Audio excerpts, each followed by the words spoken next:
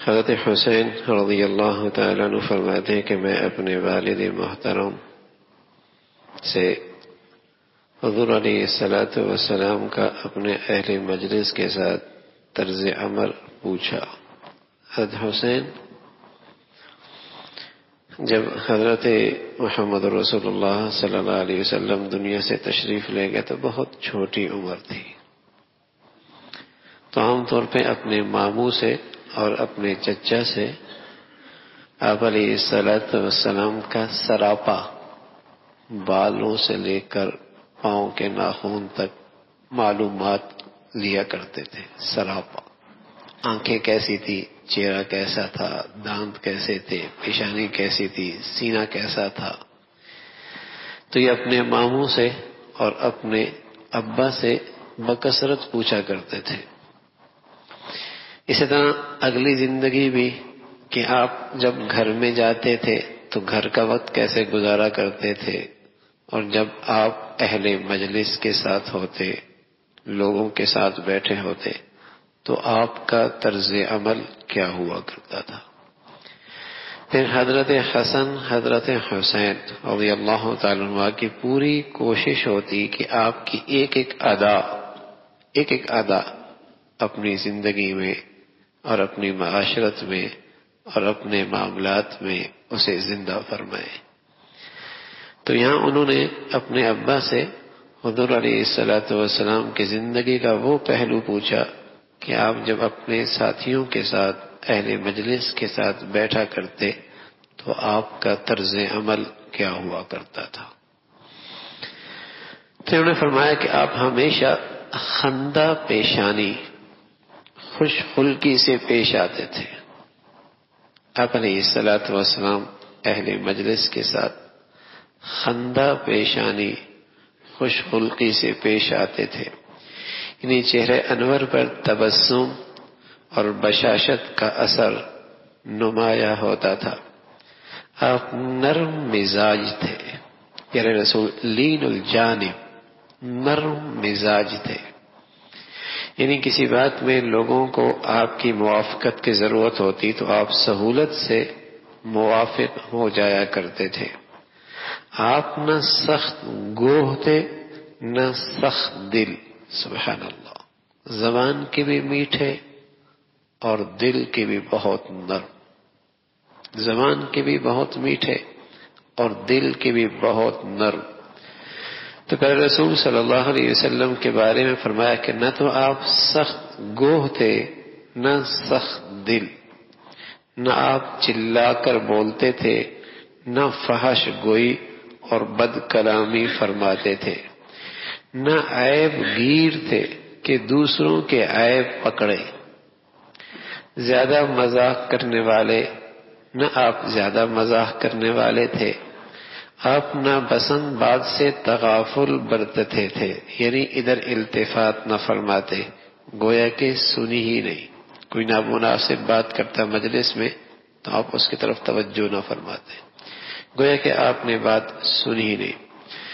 دوسروں کی کوئی بات اگر پسند نہ آتی تو آپ اس کو مایوس بھی نہ فرماتے اور اس کو محروم بھی نہ فرماتے، بلکہ کچھ نہ کچھ دے دیتے یا دل جوئی کی بات فرما دیتے۔ آپ صلی اللہ علیہ وسلم اپنے آپ کو 3 باتوں سے بالکل علیحدہ فرما رکھا تھا۔ آپ علیہ الصلوۃ والسلام نے اپنے آپ کو 3 باتوں سے بالکل علیحدہ فرما رکھا تھا۔ 1، جھگڑے سے، زیادہ باتیں کرنے سے، لا یعنی اور بیکار باتوں سے، اس کا آپ کی زندگی سے کوئی تعلق نہیں تھا۔ جھگڑے سے، زیادہ باتیں کرنے سے اور لا یعنی اور بیکار باتوں سے، اور 3 باتوں سے لوگوں کو بچا رکھا تھا۔ 3 باتوں سے لوگوں کو بچا رکھا تھا، نہ کسی کی مذمت فرماتے، نہ کسی کو عار دلاتے، نہ کسی کے عیوب تلاش کرتے، سبحان اللہ۔ 3 باتوں سے لوگوں کو بالکل بچا رکھا تھا، نہ کسی کی مذمت فرماتے، نہ کسی کو عار دلاتے، نہ کسی کے عیوب تلاش کرتے. کیا خوبصورت زندگی ہے. اور میرے عزیزو، اللہ نے اپنے حبیب صلی اللہ علیہ وسلم کو جس طرح اپنا ظاہر کا حسین بنایا تھا کہ ایسی خوبصورت شکل اللہ نے دنیا میں بنائی ہی کوئی نہیں. وہ سانچہ ہی ختم کر دیا اللہ نے، نہ پہلے بنا نہ بعد میں. ایسے عائشہ فرمایا کرتے تھی رضی اللہ تعالیٰ عنہ کہ اللہ نے سارا حسن دو حصوں میں تقسیم کیا. آدھا اکیلے حضرت یوسف کو ملا، آدھا ساری دنیا میں تقسیم ہوا، لیکن میرے حبیب کو اللہ نے دونوں کا مجموعہ عطا فرمایا. حضرت جابر ہے رضی اللہ تعالیٰ عنہ، 14ویں کا چاند چمک رہا ہے، صحن میں اللہ کے حبیب صلی اللہ علیہ وسلم تشریف فرمائے ہیں. تو حضرت جابر کبھی آسمان پہ دیکھتے ہیں، کبھی آپ کے چہرے انور پہ دیکھتے ہیں. یہ بار بار نظروں کا تبادلہ. اللہ کے نبی سے پوچھ لیا اللہ کے نبی نے، جابر کیا کر رہے ہو؟ ابھی اوپر دیکھتے ہو کبھی مجھے دیکھتے ہو؟ کہ یا رسول اللہ آسمان کا چاند بھی دیکھ رہا ہوں، زمین کا چاند بھی دیکھ رہا ہوں، موازنہ کر رہا ہوں. کہ سچ بتا جابر کیا فیصلہ کیا ہے؟ فرمایا اللہ کے رسول، اوپر تو چھائیاں بھی آ جاتی ہیں لیکن زمین کے چہرے پہ چھائیاں بھی کوئی نہیں.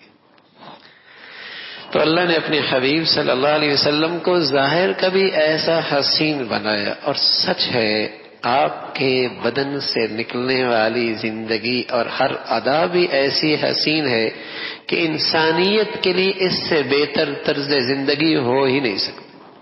انسانیت کے لیے ایک تو نا جنت مل جائے گی، ایک تو ثواب مل جائے گا، اور ایک یہ ہے میرے عزیزو ہمارا ایمان ہے کہ انسانیت کے لیے اس سے بہتر طرز زندگی ہو ہی نہیں سکتی.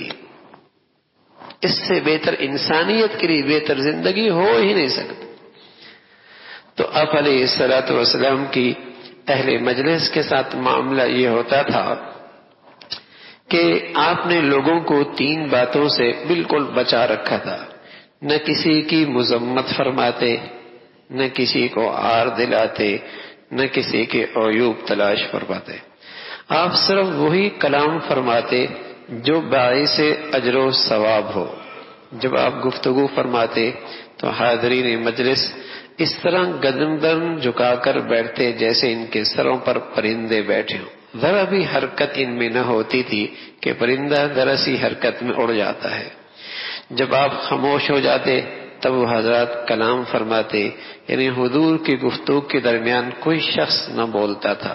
جو کچھ کہنا ہوتا حضور اقدس صلی اللہ علیہ وسلم کے چپ ہونے کے بعد کہتا تھا. آپ کے سامنے کسی بات میں جھگڑا نہیں کرتے. جس بات سے سب ہنستے آپ بھی اس بات سے تبسم فرماتے. آپ بھی اس بات پہ تبسم فرماتے. جس سے سب لوگ تعجب کرتے آپ بھی تعجب میں شریک رہتے.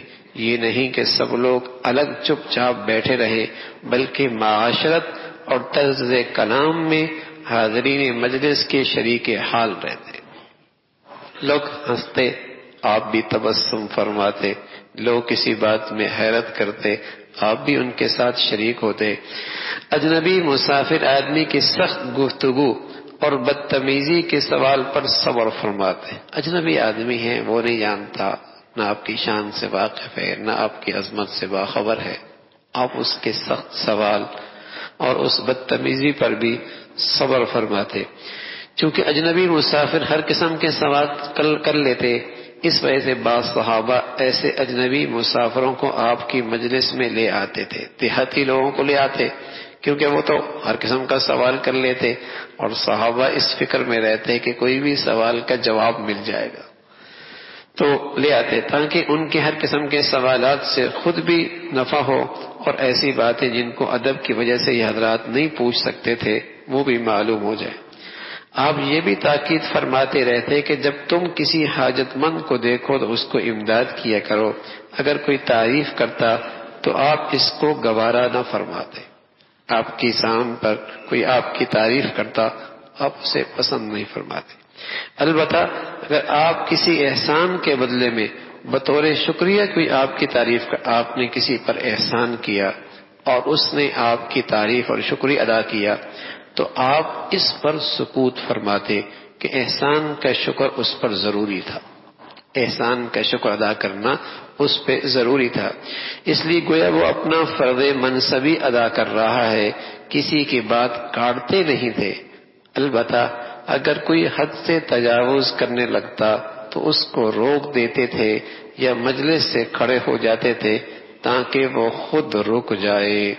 حضرت حسین رضی اللہ عنہ فرماتے ہیں کہ میں نے اپنے والد محترم حضرت علی سے حضور اقدس صلی اللہ علیہ وسلم کی خاموشی کی کیفیت کے بارے میں پوچھا تو انہوں نے فرمایا 4 موقعوں پہ خاموشی اختیار فرماتے: برداشت کرنا، بیدار مغز ہونا، اندازہ لگانا، غور و فکر کرنا. تو یہ حضور علیہ الصلوۃ والسلام کی خوبصورت نشست ہوا کرتی تھی جو آپ اہل مجلس کے ساتھ لوگ اٹھتے بیٹھتے تھے.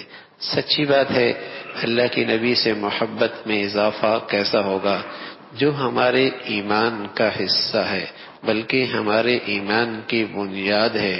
اس کے بغیر، محبت کے بغیر ایمان کوئی نہیں ہے.